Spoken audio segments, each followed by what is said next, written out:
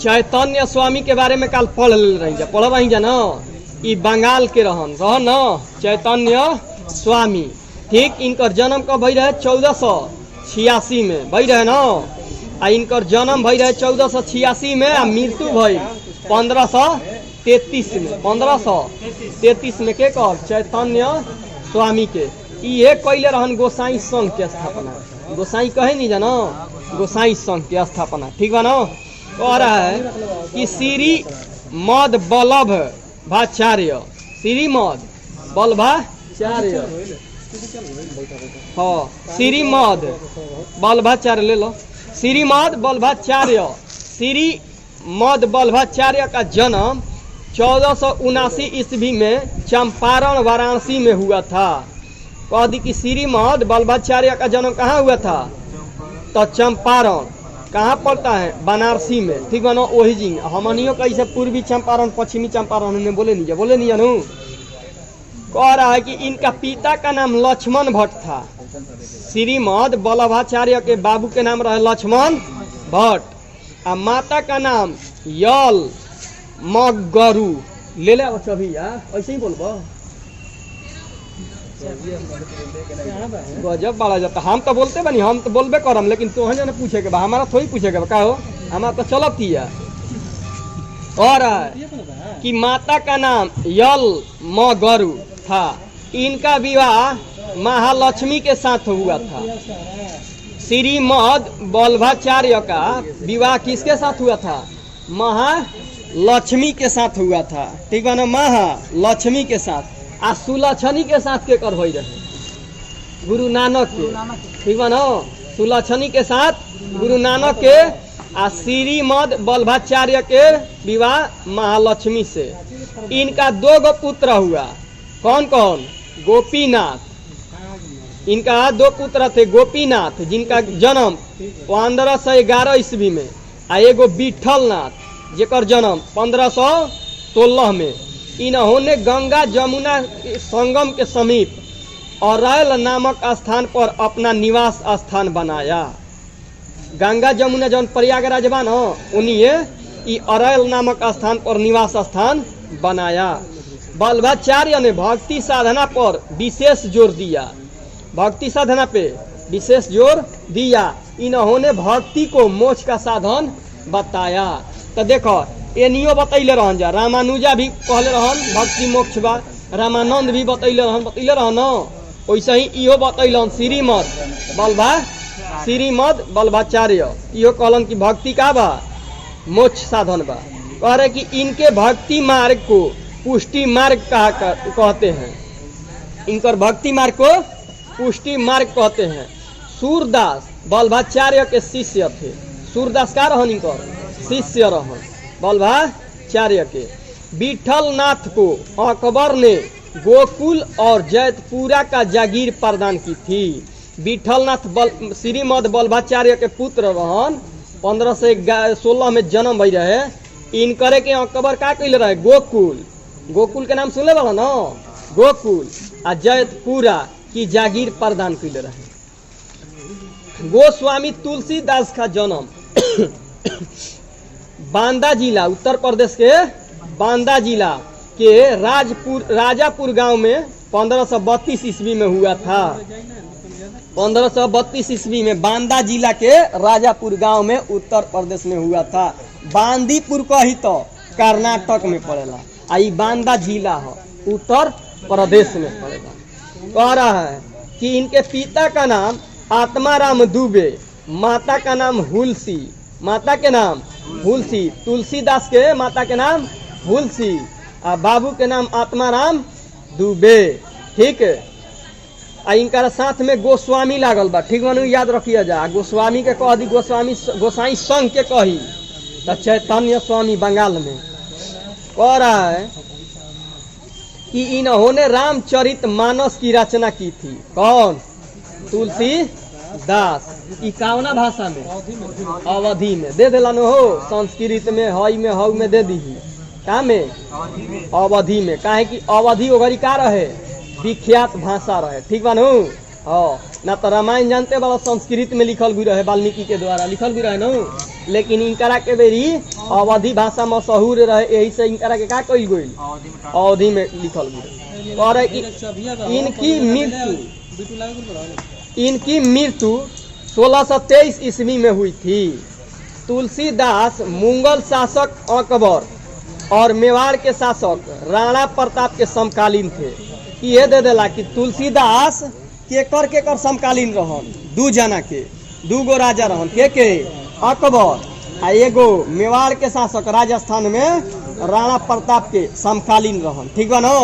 तो इनकर 1532 में जन्म भइल आ 32 के उलट देव तो 23 हो जी नु, तब 1623 में इनकर मृत्यु हो गई। के कर?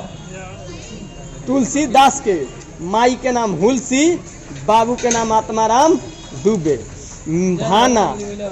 धाना का रहन जा चल जा दू जना हो कह रहा है धाना। तो धाना का जन्म 1415 ईस्वी में एक जाट परिवार में हुआ था। ये ना पूछले रही वो दिन कि धाना का रहन? तो जाट रहन न। ठीक। रायदास, रबियदास के कहल जानु हो। तो रायदास चमार जाति से कबीर कही, तो जुलाहा जाति में मतलब पालन पोषण भई, तो जुलाहा जाति में बोलाला। धाना कही तो जाट से सेना कही, तो नाई से रहन। ठीक बनू। आ पीपा रहन राजपूत से, सधना रहन कसाई जाति से, सधना कसाई। तो धाना के बारे में जानल जाओ। धाना क्या जाट जाति से रहन। इनकर 1415 ईस्वी में जन्म हुआ था। 1415 में धाना के कह रहे कि राजपूताना से बनारस आकर, धाना राजपूताना से बनारस आकर ये रामानंद के शिष्य बन गए। राजपूताना से कहाँ अलन? बनारस। आई रामानंद के शिष्य बन गए। कहा जाता है कि इन्होंने भगवान की मूर्ति को हठात भोजन करवाया था। ई धाना जौन जाट जाति के रहन न, इनकरा के मानल जाला कि भगवान के का कइले रहनी, भगवान के मूर्ति के अपना हाथ से हठात मतलब भोजन करैले रहन। ठीक बा नु? कभी कभी ना न्यूजा में देखे लो कि ऐसे देखिए सन चमाचामा में ले लिया सा भैंसियों के गइयों के सुंघैया सन, तब बुझाई कि घींच लेलस दूधावा देखावे ला नु। तो वैसे ही मतलब इनकरा के एगो अनुमान दिहल गइल कि धाना का रहन? भगवान के भोजन करैले रहन हठात बानू पूजन। कह रहा है कि मीराबाई के बारे में आवल जाओ। मीराबाई कह रहा है कि मीराबाई का जन्म 1498 धाना जाट जाति के रहन, गुजरात के रहन। ठीक बनू। रामानंद के शिष्य रहन। और क्या बताएं ना उ जैन में कहला ना चौगो दूगो रह ओकरा में कहला कि पड़ोसी मानल जाता है कृष्ण के एगो। अच्छा हाँ दिल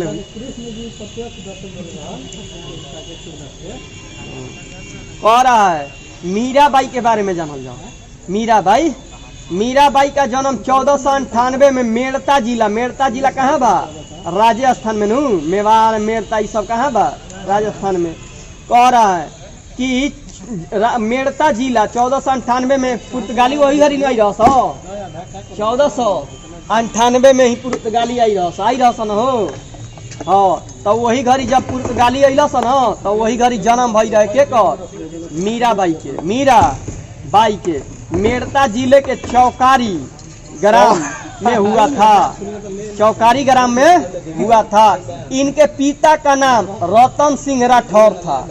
मीराबाई के पिता का नाम रतन सिंह राठौर था। ठीक। कह रहा है कि इनका विवाह 1516 में राणा सांगा के बड़े पुत्र और युवराज भोजराज से हुआ था। मीराबाई के जन्म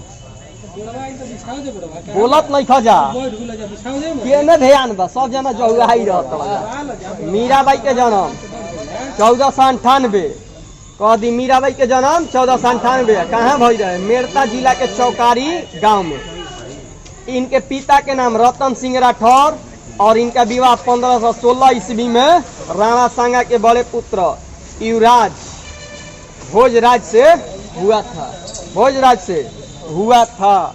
ठीक, कह रहा है कि अपने पति के मृत्यु के बाद ये पूर्णतः धर्म परायण जीवन व्यतीत करने लगी।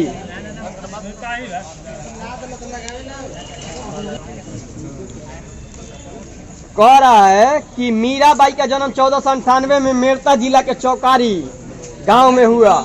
इनके पिता के नाम रातौन सिंह राठौर। विवाह इनकर भाई मीराबाई के 1516 में, 1498 में जन्म भाई, 16 में बियाह भाई, तो कौ साल के भैली? 18 वर्ष के भैली नु हो। तब कह रहा है कि 1516 में राणा सांगा के बड़े पुत्र जमुना के भोजराज नाम रहे, ओकरा से हो गए। कह रहा है कि उनके अपने पति के मृत्यु के बाद, भोजराज के मृत्यु के बाद ये धर्म परायण जीवन जिए लगली के मीराबाई। कह रहा है कि इन्होंने कृष्ण की उपासना प्रेमी और पति के रूप में की।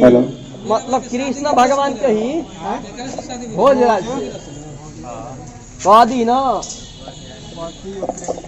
हाँ, कि मतलब कृष्ण भगवान के प्रेम के रूप में देखे लगली, प्रेमी के रूप में और पति के रूप में भी देखे लगली। काहे कि इनकर पति का हो रहन, मर भी रहन। का नाम रहे? भोजराज। के कर रहन पुत्र? राणा सांगा के। कह रहा है कि इनके भक्ति गीत मुख्यतः कौन कौन भाषा में? तो वज्र भाषा कहे नहीं जानो? हाँ, वज्र भाषा कहाँ के रहे? ब्रज भाषा कहाँ के? ओनिए के रहे। ठीक बा नो? कह रहा है कि ब्रज भाषा और आंशिक रूप से राजस्थानी में लिखे गए हैं तथा इनकी कुछ कविताएं राजस्थानी में भी है। इनकी मृत्यु 1546 में द्वारका में हो गई। द्वारका कहाँ बा? गुजरात में। द्वारका गुजरात में ना बा? हाँ, द्वारका ओई जगह गेट नहीं चला गल द्वारका में, गुजरात में कृष्ण के।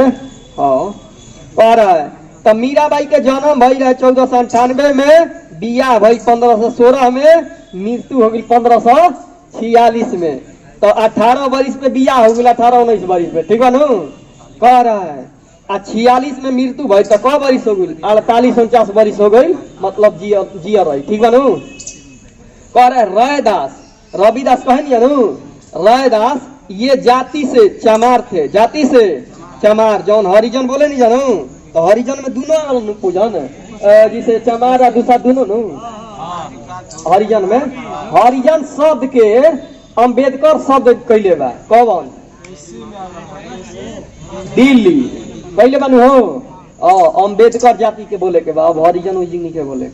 कह रहा है कि रायदास चमार जाति से थे, आप बनारस के रहने वाले थे। कहाँ के? बनारस के। ये रामानंद के 12 शिष्यों में एक थे। रामानंद के ही शिष्य रहन के रविदास। कह रहा है कि इनके पिता का नाम रघु और माता का नाम घुरबिनिया था। माता के नाम घुरबिनिया। ये जूता बनाकर जीविकोपार्जन करते थे, जूता बनाकर जीविकोपार्जन करते थे। इन्होंने रायदासी संप्रदाय की स्थापना की। मतलब रायदास नाम रहे तो रायदासी संप्रदाय चलन के रायदास। कह रहा है दादू दयाल के बारे में तनी सुन लो।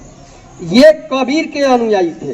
रायदास रहन तो ई रहन रामानंद के, रायदास रामानंद के, और दादू दयाल रहन तो कबीर के अनुयायी रहन।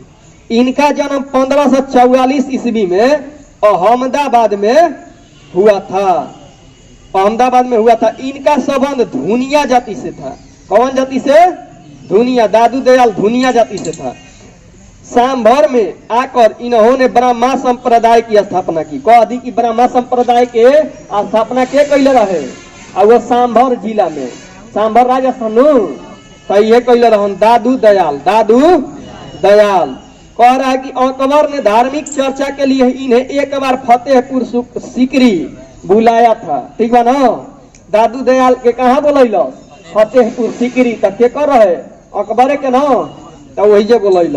इन्होंने निपख नामक आंदोलन की शुरुआत की। निपख नामक आंदोलन की शुरुआत दादू दयाल ब्रह्मा संप्रदाय के दादू दयाल रायदासी संप्रदाय के रायदास कह रहा है कि इनकी मृत्यु कब हो गई दादू दयाल की 1603 में, जन्म भई 1544 में दादू दयाल के और मृत्यु भई 1603 में। 1544 में जन्म 1603 में मृत्यु। कह रहा है कि सुंदर दास दादू के शिष्य थे। 1596 से 1689 ईस्वी तक सुंदर दास रहन, ठीक है। 1596 से 1689 दादू सुंदर दास का रहन, इनका शिष्य रहन। सुंदर दास शिष्य रहन के कर दादू दयाल के ना मनाओ थोको बजा जान थोको बजाना। कह रहे शंकर देव 1449 से 1569। शंकर देव तो उनका तो सब कोई जाना था। 14 फरवरी ना हो अप्रैल, ठीक बा। शंकर देव समांतो दिवस सही बा। कह रहे है शंकर देव 1449 से 1569, 1449 से 1569 ये कितना बरिस हो गई हो, ये तो 100 प्लस हो गई शंकर देव। कह रहा है कि इन्होंने भक्ति आंदोलन का प्रचार प्रसार असम में किया। शंकर देव कोई कहाँ बा? असम में। ये चैतन्य के समकालीन थे। बंगाल में चैतन्य स्वामी रहन तो इनकरे समकालीन रहन ई के शंकर देव। तो ई रहन चैतन्य बंगाल में, आयकरा ऊपर मुड़ी और पूर्व कर देव तो के रहे शंकर देव रहन। कह रहा है कि ये चैतन्य के समकालीन थे। इनका संदेश विष्णु या उनके अवतार कृष्ण के प्रति पूर्ण निष्काम भक्ति पर केंद्रित था। मतलब विष्णु के भी और थोड़ा कृष्ण के मानत रहन के शंकर देव, ठीक है। कहे कि विष्णु के रूप रहन कृष्ण के रूप रहन विष्णु के, या विष्णु के रूप मानल जाला के करा के राम जी के मानल जाला नु हो। कह रहा है कि ये अकेले कृष्ण मार्गी वैष्णव संत थे। अकेले कृष्ण मार्गी वैष्णव संत थे जो मूर्ति के रूप में कृष्ण की पूजा के विरोधी थे। बताओ ये ऐसा रहन। ये अकेले कृष्ण मार्गी वैष्णव संत थे जो मूर्ति के रूप में कृष्ण की पूजा के विरोधी थे, ठीक है ना। के शंकर देव कृष्ण की पूजा के विरोधी रहन। मतलब कृष्ण के मूर्ति जौन बा ना, मूर्ति के रूप में पूजा होता ना, एक विरोध में रहन शंकर देव। कृष्ण का मतलब कि तू भक्त रहा, हाँ तो वैसे कैसे वो मतलब विरोधी हो ना वो। अब तो मूर्ति के देता है हमें, अब के जाने का है, अब के जाने देले बा। देखो वो होता ना, सुन लो ध्यान से सुनो। इन्होंने भक्ति आंदोलन का प्रचार प्रसार असम में किया शंकर देव, ठीक। ये चैतन्य के समकालीन थे। इनका संदेश विष्णु या उनके अवतार कृष्ण के प्रति पूर्ण निष्काम भक्ति पर केंद्रित था। जो अकेले कृष्ण मार्गी वैष्णव संत थे जो मूर्ति के रूप में कृष्ण की पूजा के विरोधी थे। मतलब देखे ना कि कोई जिसे मानता जिसे, ठीक है आ कोई मूर्ति एगो ना चलेला, मूर्ति लेके चलेला। देखेला सीरियल में ना कृष्ण जी के मूर्ति लेके कोई चलेला, कहला कि हमार कृष्ण जी सब हलन ना हो, प्रेमी हलन कृष्ण जी, पति हलन कृष्ण जी ना। देखेला सीरियल में लेके चलेली सब, गोदिया में लेके मूर्ति का मूर्ति को पूजा करना, मूर्ति के लेके चलता तो मूर्ति का पूजा करना, तो वह विरोधी तो देता। देख लियो शंकर देव। हाँ तो जवन